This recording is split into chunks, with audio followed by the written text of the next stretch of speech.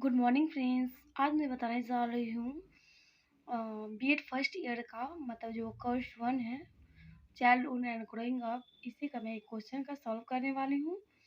सो चलिए फ्रेंड्स, मैं आज बताने जा रही हूँ। बाल्यावस्था सामान्य रूप से मनोवैज्ञानिकों ने लगभग 6 वर्ष से 12 वर्ष के के बीच की आयु को बाल्यावस्था कहा है। इस अवस्था में बालक के जीवन में स्थायित्व आने लगता है और वह आगे आने वाले जीवन की तैयारी करने लगता है। और इस अवधि में बालक प्राथमिक विद्यालय की शिक्षा प्रारंभ करता है, इसीलिए शिक्षार्थी इसे प्रारंभिक विद्यालय आयु भी कहते हैं। और इस अवधि में बालक फुर्ती अधिक होने लगता है। कुछ लोग इसे फुर्ती अवस्था भी कहते हैं और कुछ लोग इसे गंदी अवस्था भी कहते हैं, क्योंकि इस अवस्था में बालक खेल कूद, भाग दौड़, उछल कूद में लगे होने के कारण प्रायः गंदा और लापरवाह रहता है। इस अवस्था में ये अपना अपना अलग समूह बनाते हैं, इसीलिए वैज्ञानिकों ने इस अवस्था को समूह की आयु भी कहा है। और जो दोस्तों बाल्यावस्था में बच्चे हर एक व्यवहार करते हैं और इसे अलग अलग ढंग से भी जानते हैं, जैसे कि फुर्ती अवस्था, समूह की आयु etc। तो अनेक वैज्ञानिकों के द्वारा और शिक्षाविदों के द्वारा अलग अलग परिभाषाएं दी गई हैं। चलिए फ्रेंड्स, मैं आगे बोलती हूँ। पहला है ब्लियर जोन्स एवं सिम्पसन के अनुसार शैक्षिक दृष्टिकोण से जीवन चक्र में वाचक से अधिक कोई महत्वपूर्ण अवस्था नहीं है। जो शिक्षक इस अवस्था में बालक को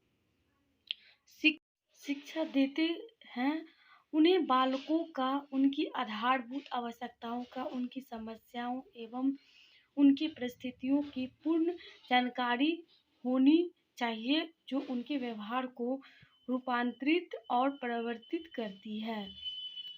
दूसरा, कोल एवं ब्रूस के अनुसार वास्तव में माता पिता के लिए बाल विकास की इस अवस्था को समझना कठिन है, लेकिन बाल्य अवस्था जीवन का अनोखा काल है।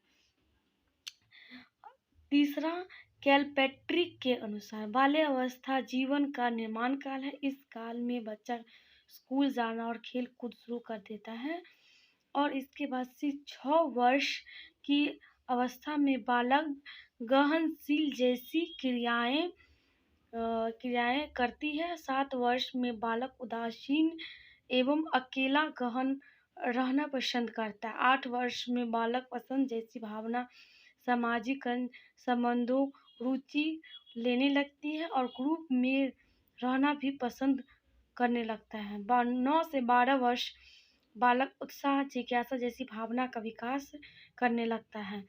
और रॉस के अनुसार तो रॉस बाल्य अवस्था मिथ्या परिपक्वता का काल है। आगे दोस्तों, बाल्य अवस्था में ऐतिहासिक और समकालीन परिप्रेक्ष्य।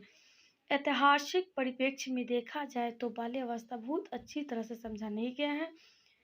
मतलब ऐतिहासिक माने बीते हुए बात, समकालीन माने आधुनिक, समकालीन चाहे आधुनिक माने कि जो प्रेजेंट बात होती है, जैसे कि अभी क्या चलती है बाल्य। तो चलो दोस्तों, मैं आगे बताती हूँ। सर्वप्रथम वैदिक काल में धार्मिक ग्रंथों तथा साहित्यों के अवलोकन के प्रतीत होता है कि बाल्य अवस्था के सुख सुविधाओं के लिए कोई खास प्रयास नहीं किया जाते थे। राजमहलों या कुछ खास लोगों के पास सुख सुविधा प्राप्त होती थी, परंतु सामान्य जन बाल अवस्था भगवान भरोसे ही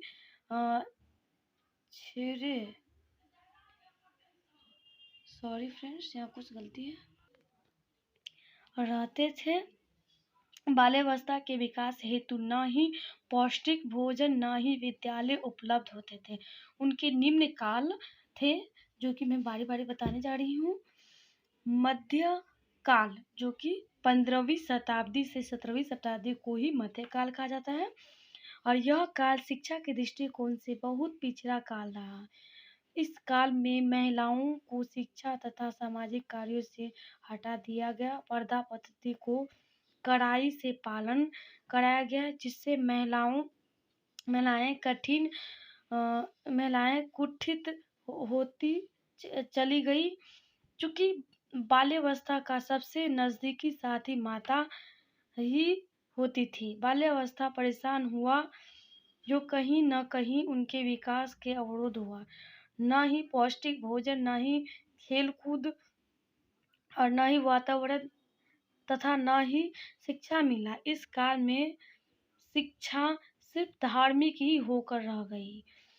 अब 18वीं शताब्दी में इस काल के बाद पूरे विश्व में बाल्यावस्था को समझने का प्रयास प्रारंभ कर दिया गया।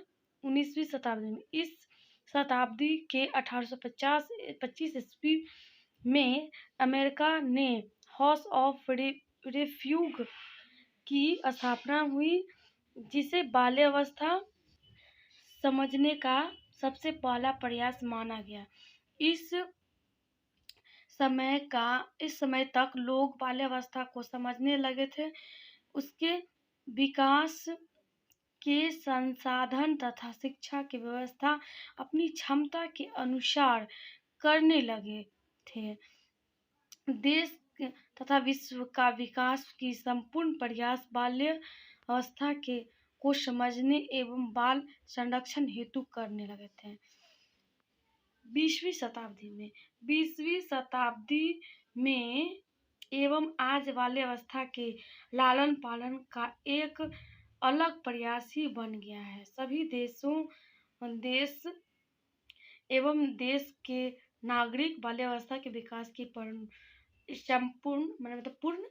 क्षमता का उपयोग करने लगे हैं। आधुनिक या समकालीन उसके कुछ पॉइंट है जो मैं बताने जा रही हूँ। पहला पॉइंट है, मानव विकास की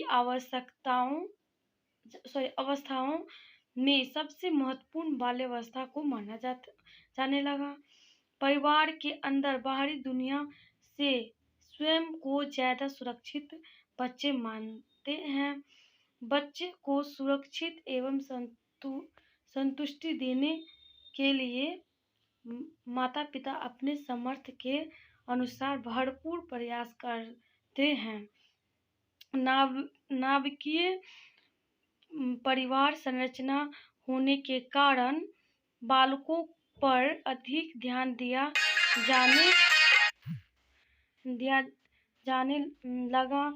बालक केंद्रित विचारों और विश्वासों का प्रमुखता दिया जाने लगा।